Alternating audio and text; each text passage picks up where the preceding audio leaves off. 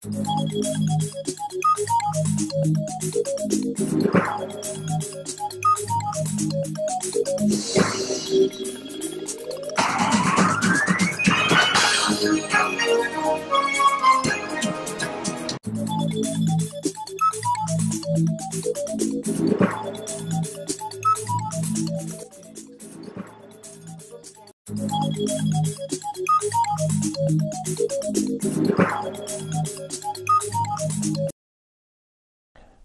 afternoon, viewers.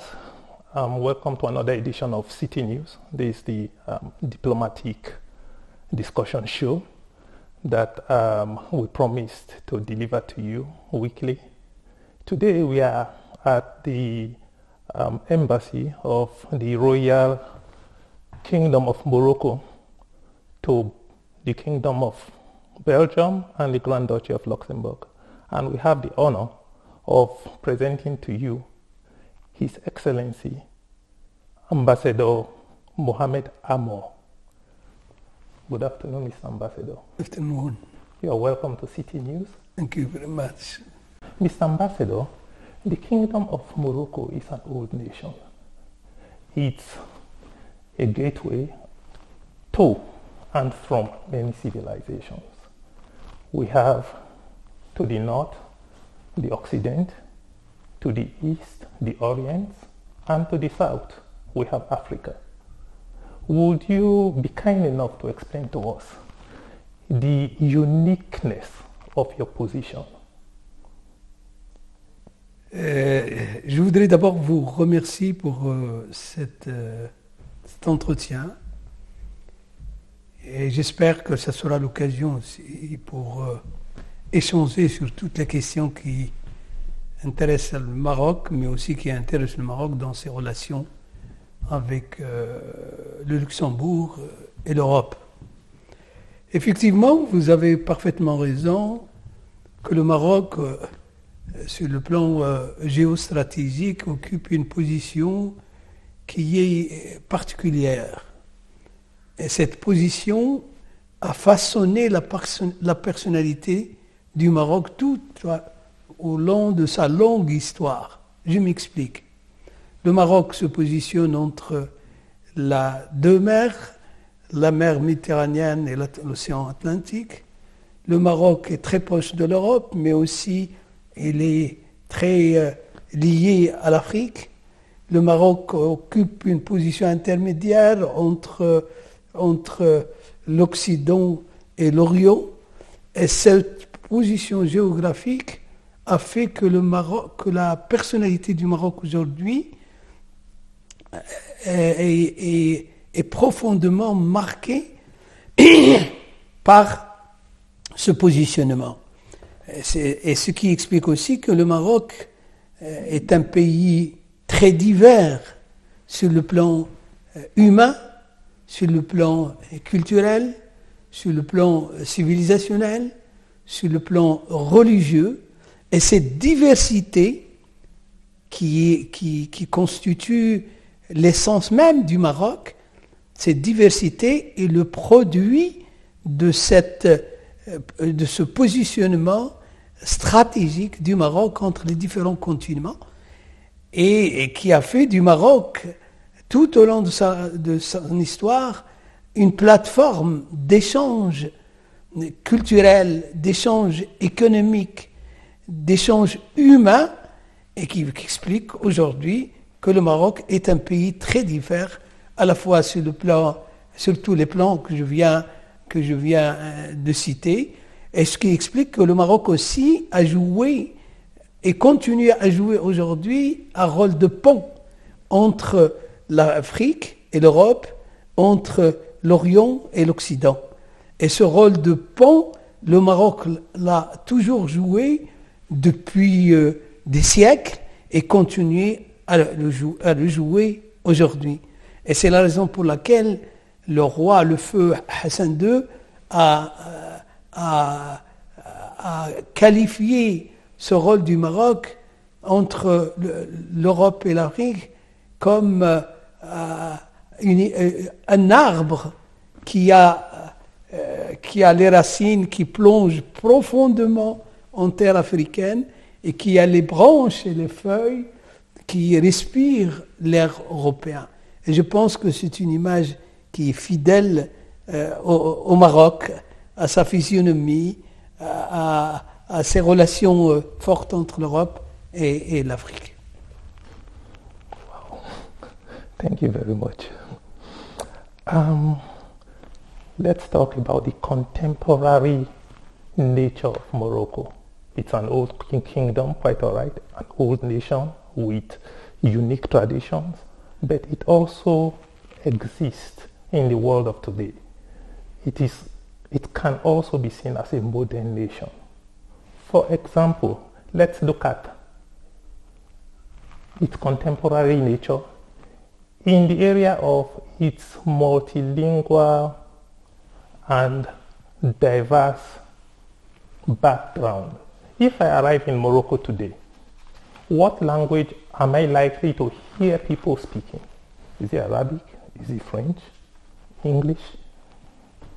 Eh bien, écoutez, le Maroc, c'est une mosaïque. Le mot qui synthétise la personnalité du Maroc, c'est mosaïque. Une mosaïque de culture, une mosaïque de langue, une mosaïque de religion, une mosaïque de géographie, une mosaïque d'ethnie.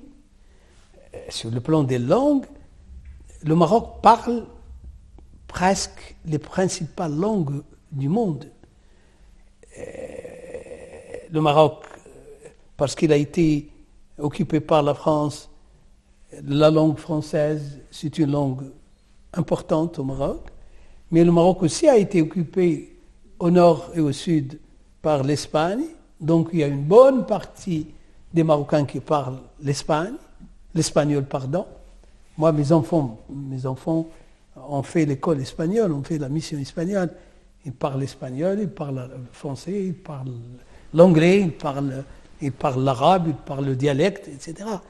Donc, par son histoire, le Maroc a une configuration linguistique très diverse, mais aussi sur le plan du tourisme. Le Maroc, c'est un pays très touristique, ce qui fait que le fait que le Maroc a opté pour le tourisme comme choix de développement a favorisé le développement des langues. Si vous allez à Marrakech, vous allez être impressionné que les gens ordinaires parlent toutes les langues presque du monde.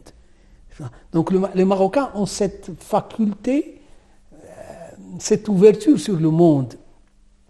Et cette ouverture vient du fait de ce positionnement géographique qui a fait du Maroc a été toujours à la croisée du chemin des peuples, des civilisations, des langues, et ce qui explique aujourd'hui cette facilité avec laquelle les Marocains parlent toutes les langues. Wow, that is impressive.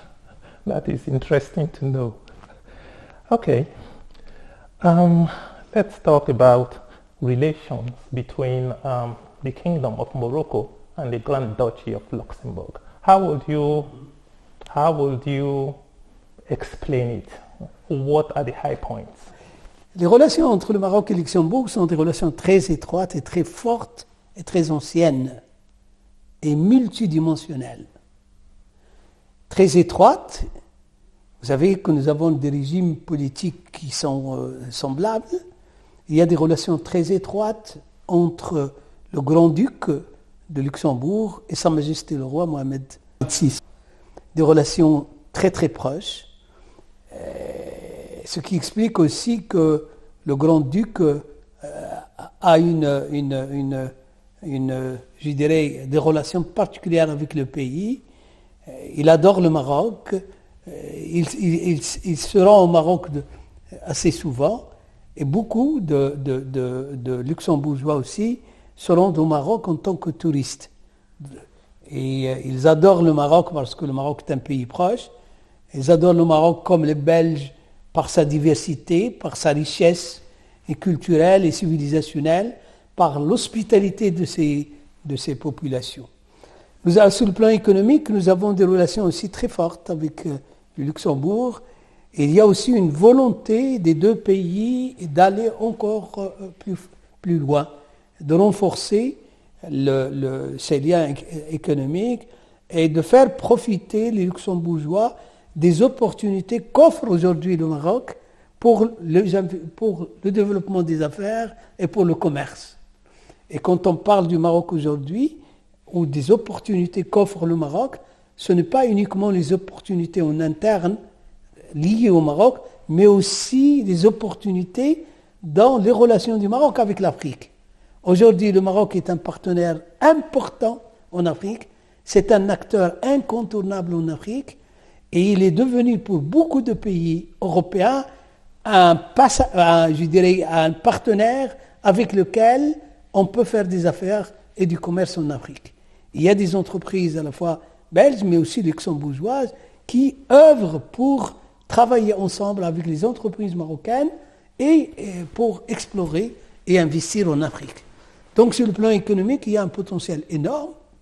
Il y a un des événements marquants des relations entre les deux pays, c'est la mission économique luxembourgeoise au Maroc en septembre 2019, qui était présidée par le grand-duc héritier et sa femme, et qui a été un événement économique et politique très fort, qui a encore renforcé les liens entre les deux pays. Ça a été l'occasion pour les entreprises luxembourgeoises de voir ce qu'offre aujourd'hui le Maroc comme opportunité et comme occasion pour développer les affaires. Moi-même, en tant qu'ambassadeur auprès du Luxembourg, j'ai accompagné cette mission économique pendant une semaine et j'ai vu l'enthousiasme des acteurs économiques luxembourgeois de voir ce Maroc, ce trait d'union entre les continents et de voir la dynamique de développement, la dynamique de réforme démocratique, la sécurité et la stabilité dont jouissent aujourd'hui le Maroc et qui font réellement du Maroc à une exception dans la région. Aujourd'hui, le Maroc est le seul pays stable et sûr dans une région qui connaît une instabilité structurelle. Vous commencez tous nos voisins, sans exception, le seul pays qui a résisté face au printemps arabe, le seul pays qui continue à attirer les investissements aujourd'hui, qui continue à être apprécié par la communauté internationale comme un pays d'accueil, comme un pays stable et sûr, c'est le Maroc. Pourquoi cette exception marocaine? Parce que le Maroc a su engager les réformes à temps. On n'a pas attendu le printemps arabe pour travailler pour la liberté de la presse ou pour permettre aux Marocains d'utiliser l'Internet ou Facebook. On n'a pas attendu le printemps arabe pour que les Marocains manifestent dans les rues, pour que les Marocains s'organisent dans le cadre des associations ou des partis politiques ou des syndicats.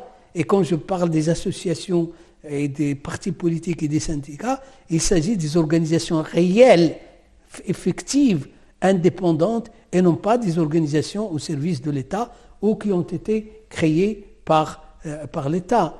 Et toute cette dynamique qui a fait du Maroc une exception à la fois démocratique et en termes de développement s'explique par les réformes qui ont été engagées par notre pays sous la conduite de ses souverains, depuis Mohamed V, en passant par Hassan II et Mohamed VI, qui a accéléré la cadence des réformes et qui a fait du Maroc un pays à la fois attaché à ses traditions, attaché à son histoire, attaché à sa diversité, mais un pays foncièrement moderne, ouvert sur l'Europe et ouvert sur le monde.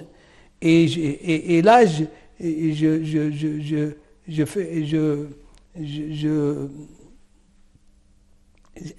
fais allusion à le lendemain de l'indépendance, le seul pays qui a pris des choix fondamentaux, à la fois l'ouverture sur le monde, le libéralisme économique et le multipartisme politique, c'était le Maroc. Le seul pays qui a fait ce choix courageux à un moment où tous les pays arabes, sans exception, à part les monarchies du Golfe, tout le reste était sur un autre mode, à la fois parti unique, régime militaire et régime, je dirais, socialo-autoritaire.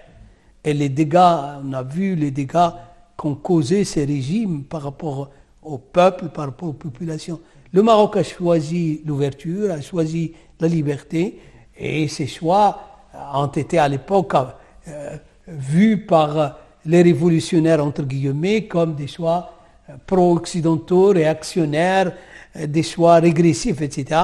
Alors l'histoire a montré que le Maroc avait raison, et que les choix à l'époque étaient des choix courageux, et ce sont ces choix qui expliquent, ce sont ces fondamentaux qui expliquent l'exception marocaine et qui expliquent aujourd'hui que le pays évolue d'une façon sereine, d'une façon stable et d'une façon progressive.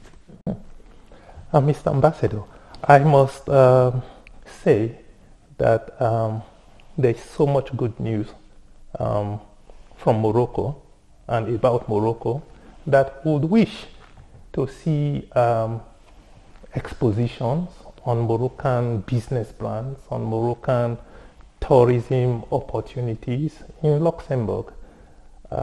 We hope there's something in the planning towards such an eventuality, that we will have expositions of Moroccan brands in Luxembourg, because I'm very sure it would be an opportunity for the people and the businesses in Luxembourg to identify with Morocco.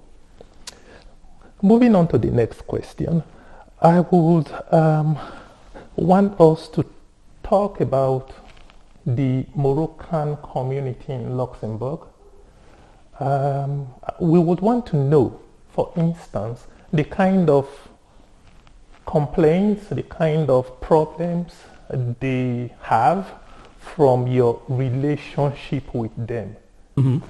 Avant que je vous réponde, je voudrais juste réagir par rapport à ce que vous avez dit et pour vous rassurer que dans les prochains mois, nous allons organiser des activités au Luxembourg pour parler du Maroc, pour encourager l'investissement, et nous allons dans les prochains mois avoir un consul honoraire luxembourgeois du Maroc au Luxembourg, ce qui va nous aider à travailler, à sensibiliser, à faire connaître les opportunités du Maroc, à expliquer le Maroc, surtout à ceux et à celles qui ne connaissent pas ce pays.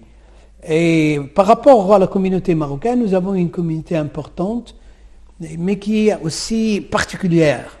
C'est une communauté qui est constituée essentiellement de cadres et de compétences de haut niveau, contrairement à d'autres pays, à d'autres régions. Donc c'est une communauté des gens souvent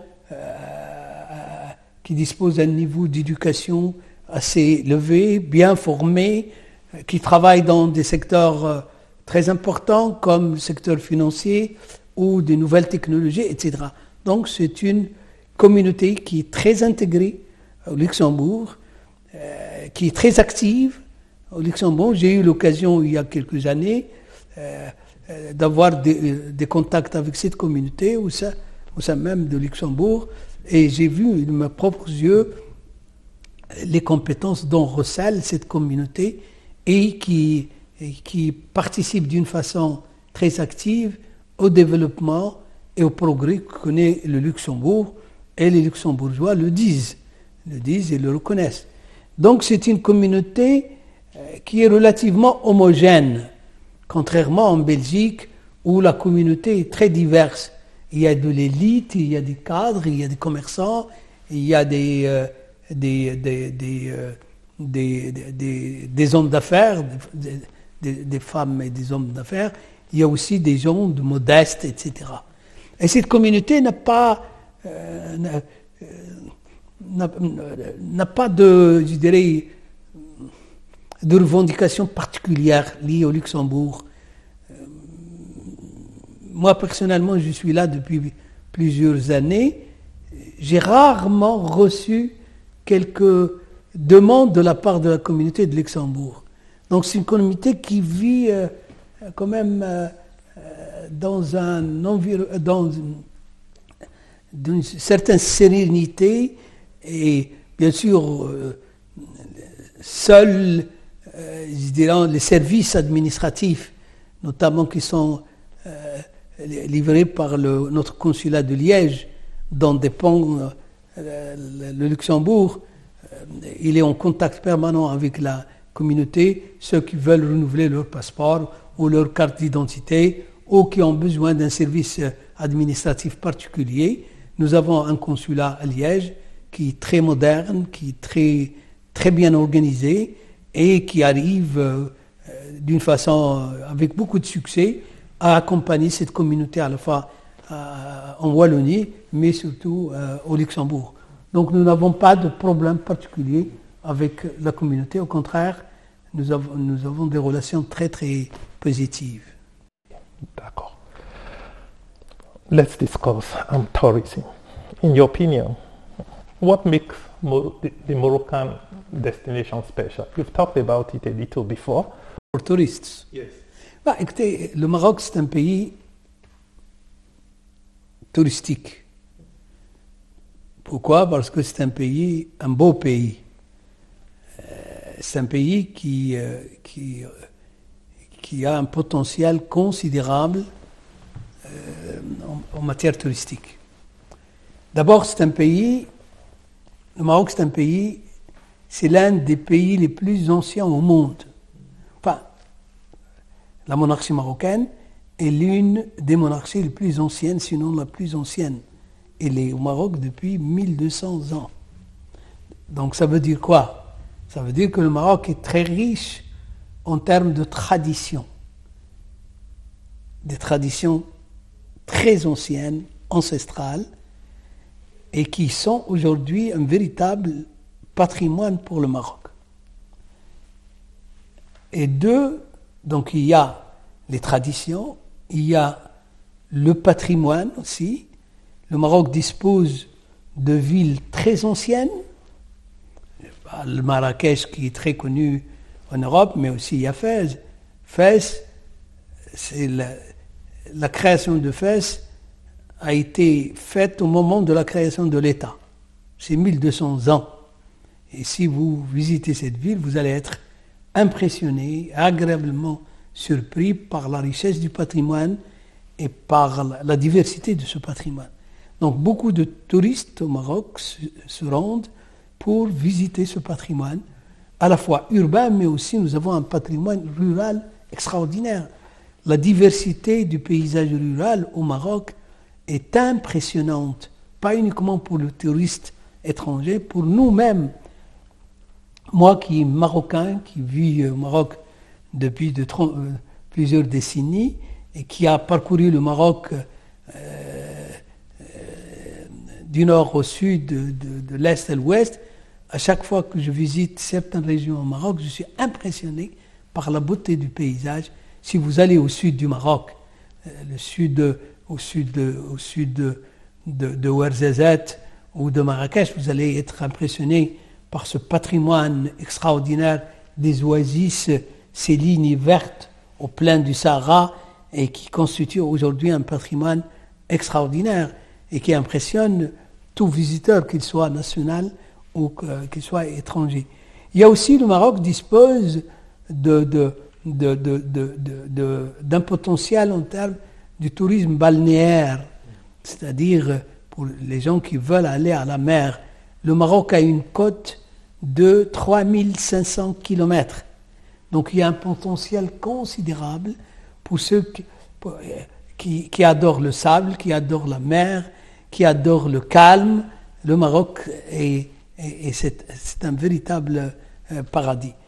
Donc ce potentiel dont recèle le Maroc, qui a fait qui a poussé les responsables marocains de faire du tourisme un axe de développement stratégique du pays. Depuis les années 60, au moment où les régimes socialistes de la région voyaient le tourisme comme d'une façon très négative, et comme un tourisme qui va affecter l'identité des pays, un tourisme qui va altérer la personnalité marocaine, etc. Le Maroc, non. Le Maroc a toujours été un pays ouvert et l'État marocain a vu dans le tourisme un choix, je dirais, une opportunité pour permettre à ce pays de se développer, mais aussi pour renforcer l'ouverture et l'échange entre Marocains et autres. Donc voilà un peu pourquoi le Maroc fait du tourisme un axe important dans sa politique de développement. Thank you very much, Mr. Ambassador. Let me take you on something. Mr. Ambassador, we will be happy to know the state of Morocco's relations with Algeria and the framework that exists for the resolution of its multifaceted differences between the government in Rabat and the government in Algiers. In Algeria? Yeah. Yeah. Comme on dit, first of all, Briefly. Les relations entre le peuple algérien et marocain sont des relations très étroites. Il s'agit du même peuple, la même histoire, la même culture, la même géographie, et j'ajouterai le même destin. Tôt ou tard, les peuples algériens, marocains et les peuples du Maroc vont se retrouver dans le cadre d'un Maghreb uni et solidaire. Aujourd'hui, les difficultés qui existent entre l'Algérie et le Maroc sont difficultés créées par Alger concernant l'intégrité territoriale du Maroc, sur la question du Sahara marocain. Vous savez que nos amis algériens ont choisi cette approche et le résultat, bloquer les relations entre les deux pays, bloquer le Maghreb et bloquer bien sûr le Maghreb dans ses relations avec l'Europe. La question du Sahara, le Maroc a tout fait pour que trouve une solution de compromis. Et le Maroc a présenté un plan d'autonomie pour cette région qui va permettre de régler ce conflit d'une façon pacifique, où tout le monde serait gagnant. Ce plan d'autonomie a été apprécié par le Conseil de sécurité depuis 20 ans. Il a été appuyé par les Américains, appuyé par la France, récemment par l'Allemagne et tout récemment, il y a 3 semaines, par l'Espagne. Et aujourd'hui, la communauté internationale appuie cette approche de compromis que le Maroc essaye de mettre en avant pour régler ce conflit. C'est pourquoi nous avons tout essayé avec nos amis algériens. Nous avons dit aux amis algériens, laissez la question du Sahara entre les mains des Nations Unies et venons travailler pour les intérêts des deux peuples. Ils n'ont rien voulu savoir. Pourquoi ? Parce qu'ils utilisent cette question, ils instrumentalisent la question du Sahara pour réguler leurs problèmes internes. Ils instrumentalisent la question du Sahara pour maintenir la tension dans la région et justifient l'emprise aujourd'hui de la junte militaire sur l'État et la société algérienne. Voilà l'enjeu de la question du Sahara aujourd'hui. Parce que beaucoup de gens s'interrogent, ils disent pourquoi l'Algérie ne veut pas s'asseoir avec le Maroc autour de la table et trouver une solution de compromis dans le cadre des résolutions du Conseil de sécurité. La réponse, les Algériens sont têtus. Pourquoi ? Parce qu'ils instrumentalisent, ils utilisent ce conflit aujourd'hui pour essayer d'étouffer le mouvement de protestation en interne et montrer qu'il y a une tension, qu'il y a une menace du Maroc. Il y a la reprise des relations entre le Maroc et Israël a été interprété par les militaires algériens comme une menace, alors il y a d'autres pays qui ont des relations diplomatiques avec Israël et n'ont jamais constitué une menace. Et les relations entre le Maroc et Israël, c'est une relation toute particulière. Nous avons 1,5 million de Marocains en Israël et qui sont très attachés à la monarchie et au Maroc. Donc, le Maroc a normalisé ses relations pour essayer aussi d'œuvrer en faveur de la question palestinienne, pour encourager les négociations, pour encourager le dialogue et œuvrer pour la paix. Le Maroc, c'est un pays de paix. Le Maroc, ce n'est pas un pays belliqueux, qui est extrémiste, intransigeant. Le Maroc essaye de trouver des solutions avec des moyens pacifiques. Mais les Marocains sont aussi déterminés à défendre leurs intégrités, à défendre leur identité. Parce que la question du Sahara, la volonté d'Alger de nous créer au sud du Maroc un mini-État à son service, c'est vouloir rompre la profondeur géostratégique du Maroc en Afrique. C'est couper les liens du Maroc en Afrique. C'est ça l'enjeu des Algériens. Mais les Marocains, la question du Sahara pour le Maroc, c'est une question existentielle. Et les Marocains ont beaucoup donné pour défendre cette question. Et ils sont prêts aussi à donner tous les sacrifices possibles pour défendre leur identité, pour défendre leur existence, pour défendre leur intégrité territoriale. Mr. Ambassador, thank you very much for your time. It was wonderful for you to have hosted me in this beautiful office of yours. We hope to meet you again and to continue with our discussion. So viewers, this was the Moroccan ambassador to the Kingdom of Belgium and the Grand Duchy of Luxembourg on our show today. Thank you very much.